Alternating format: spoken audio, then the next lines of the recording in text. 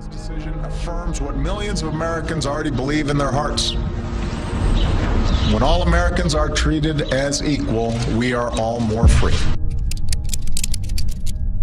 This has got nothing to do with the First Amendment. It is about the fact that I do think we as Americans, as people, need to honor differences of opinion. The engineer who's been identified by American media as James Damore has been fired from the internet giant. Manifesto written by a Google engineer has put diversity and sexism back in the forefront. This after he wrote an internal document asserting that there were biological reasons why men and women weren't equally represented. They effectively have fired somebody for dissenting from the group consensus while using facts and logic to make his position. Yes, the USA heralds itself as the land of the free and the home of the brave. But on certain college campuses in Silicon Valley and in other parts of the country, there's an atmosphere brewing where if you have the wrong political opinions or cultural views, there could be very harsh consequences.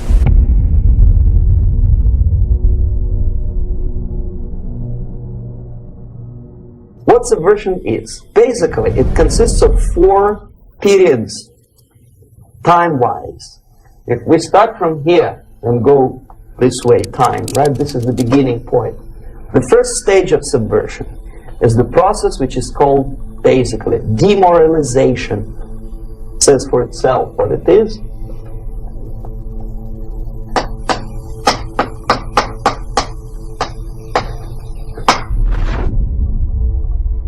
And we believe that sexism, racism, homophobia, and bigotry have no place in this country.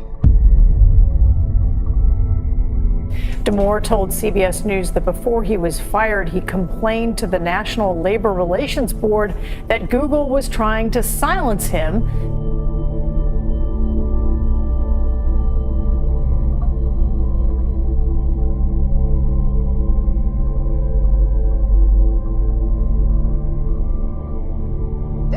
This is quite a interesting and kind of quick development in our culture and now in sporting events.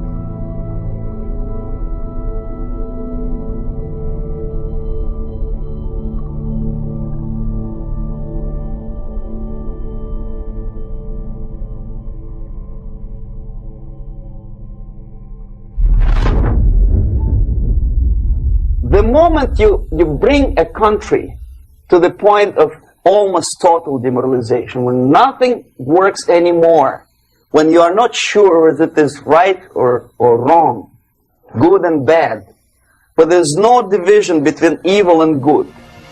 We're afloat in this culture of confusion. Identity is not necessarily reality. What a person identifies as doesn't make it a fact.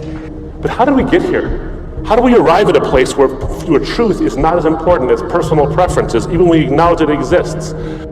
Are people not happier these days, as one writer puts it, to live in worlds built out of our own facts? What if there was a place where the unthinkable didn't happen and life could continue for progressive Americans just as before? Now there is. Welcome to The Bubble. The Bubble is a planned community of like-minded freethinkers, and no one else. However, when I read the memo, look, even if you disagree with every single point he made, I felt he made his points in a logical, calm, and rational.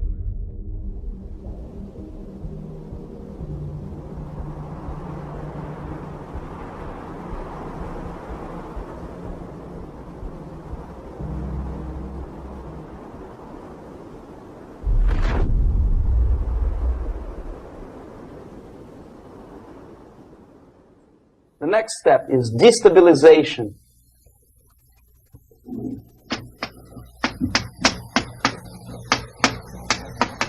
Again, this word says for itself what it is. To destabilize all the relations, all the accepted institutions and organizations in a country. But what makes this summer program unique is the campers it serves. Transgender children, some as young as 4 years old. It's a place where they can use the pronoun of their choice. But these few people who I think have lost their true identity are breaking up the truth for the rest of us. It's a very big threat to our culture.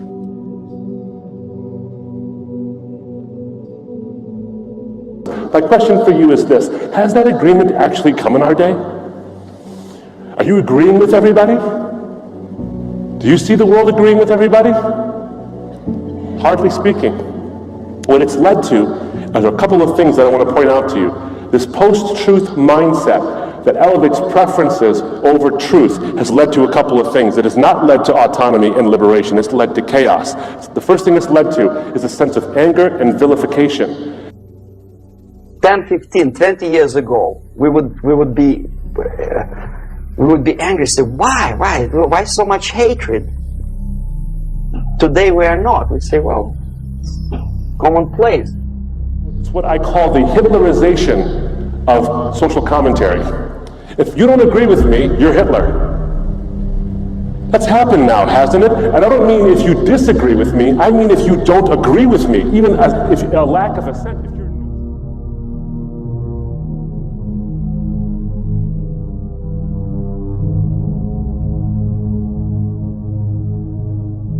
Particularly at a company like Google, which basically controls our information flow. For these guys to start basically saying this is acceptable, this is not acceptable, is really quite dangerous.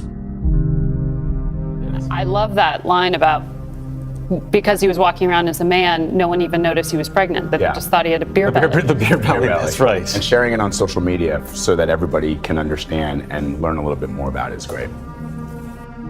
Like a virus taking over a computer, the mind that writes the sentence, transgender man gives birth to a boy, has been completely corrupted by political pressure. They actively include themselves in a political process. All of a sudden we see a homosexual. 15 years ago he did his dirty job and nobody cared. Now he makes it a political issue. The law of the jungle, not the law of civilization.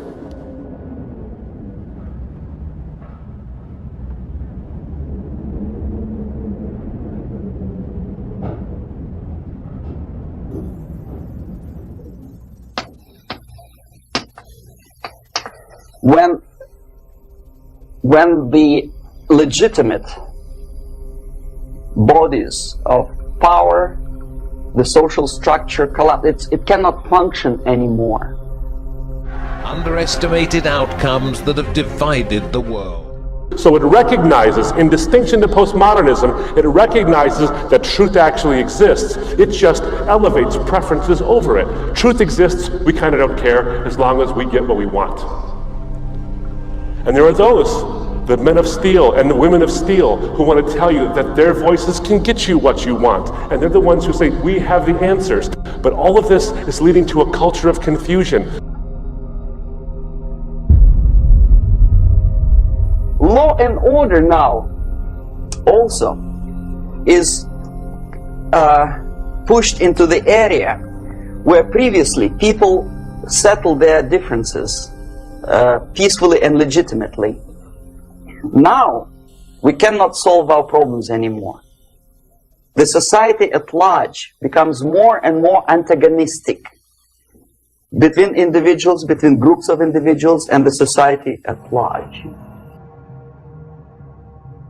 It reminds me of the song that was so popular in the 80s when I was growing up, which dates me terribly, but a song called The Land of Confusion by the band Genesis.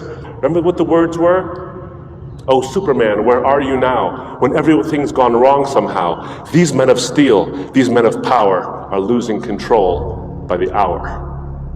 Does that not describe today? Could that song not be written yesterday? So therefore, the population at large is looking for a savior. Some strong man, strong government, a leader, a savior is needed. This nation was founded by men of many nations and backgrounds. It was founded on the principle that all men are created equal. Equality, mind you. President Kennedy once said, we will make America to believe that people are born equal. Are people born equal? Is there any mentioning in the Bible that is not a single word about equality? Just the opposite.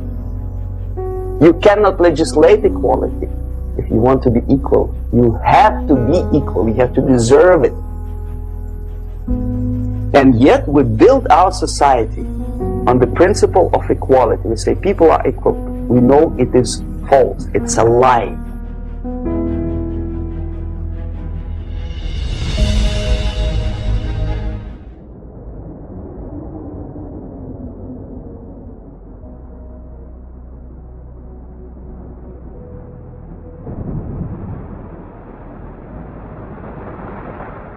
Material values are good, but it's not the prime function of human being, because you have to live with something. Obviously, the design for our life is not to consume more deodorants. There must be something greater. If such a complicated instrument as human body was created, obviously there must be some higher purpose for that. Do any one of you here think that what we're seeing has been detrimental to society as a whole? Well, I think the loss, I mean, if you start to disagree about how to see truth and how to establish it and agree what it is, then I think you're in some danger. We recognize truth but subordinate it to preference because we have sacrificed truth and clarity on the altar of human autonomy. I am a law unto myself. I get to decide what's right and wrong for myself, and you get to do the same thing. The problem is when we collide. If I'm a law unto myself and you're a law unto yourself, because we're so autonomous, there's going to come a time when my set of values is going to collide with your set of values. But truth is under a lot of attack. Mika, you wanted to say something, please do. Well, how do you define truth? When we remove the boundaries, remove the fences, we lose that sense of purpose and we lose that true freedom. Have you ever met a person who would sacrifice his life, freedom, for the truth like that? This is truth. I never met a person who said, this is truth and I'm ready to shoot me. To defend the truth. The Bible is not against your freedom. It's very much in favor of it because it doesn't want you to result in chaos. And Jesus claims to be the true source of that freedom. And he makes a statement that's pretty interesting. He says, freedom is inextricably intertwined with truth. Something which is not material moves society and helps it to survive. Now, the culture says that preferences over truth leads to autonomy.